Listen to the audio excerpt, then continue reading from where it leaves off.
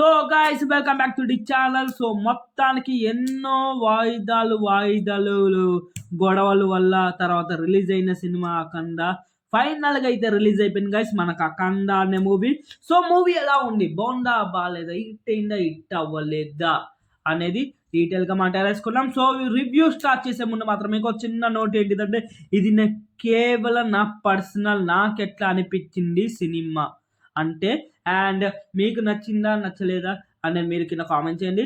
And లేదు భయ్యా నేను సినిమా చూసిన తర్వాత ఈ వీడియో చూస్తానంటే అది ఇంకా మీ ఇష్టం, అది ఇంకా మంచిది.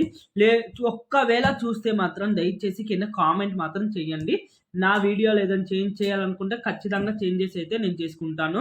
ప్రతిరోజు ఇంప్రూవ్ చేస్తూనే ఉన్నాం వీడియోస్ని. So thank you so much. ఇంకెళ్ళి వీడియోకి వెళ్ళిపోదాం. సో అఖండ స్టోరీ ప్లాట్ అనేది పెద్దగా చెప్పాల్సిన అవసరం లేదు. మీరు పార్ట్ 1 అయితే ఏదైతే చూసారో పార్ట్ 2 కూడా కొంచెం అట్లానే ఉంటుంది.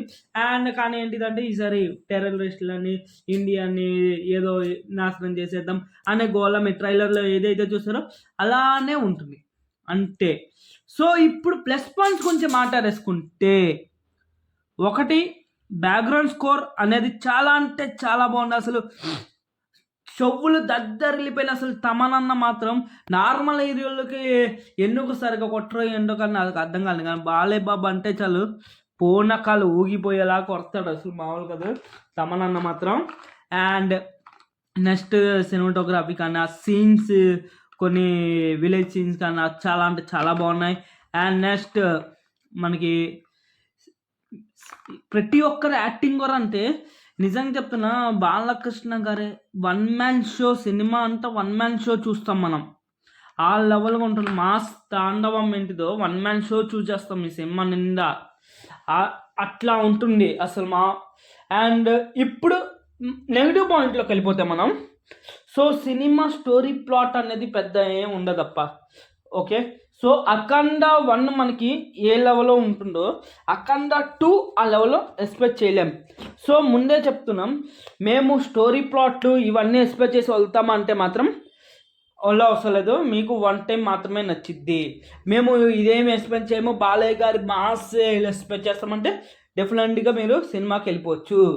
ఓకే, అండ్ నెక్స్ట్ మైనస్లో బాలకృష్ణ ఓల్డ్ లుక్ ఉంటుంది కదా అఖండ క్యారెక్టర్. సో ఆ క్యారెక్టర్ ఏంటిదంటే మనకి విగ్ అనేది ఏంటిదంటే అది కరెక్ట్గా సింక్ అవ్వలేదు. సో దానివల్ల కొంచెం ఇబ్బంది. కానీ సినిమా అయితే మాత్రం బాగుంటుంది. బాలయ్య బాబు మాస్ ఇదంటే ఎక్స్పెక్ట్ చేసేవాడికి అయితే మాత్రం నెక్స్ట్ లెవెల్, అసలు ఫుల్ మిల్స్ బాలయ్య బాబుది అంటే. సో ఓవరాల్గా సినిమా అయితే బాగుంది, నాకైతే నచ్చింది. సో మీకు నచ్చిందా లేదో కింద కామెంట్ చేయండి. నా రేటింగ్ వచ్చి 5కి 3.5 అయితే ఇస్తా. సో మీరు చూస్తే ఎట్లా అనిపించింది కింద కామెంట్ చేయండి.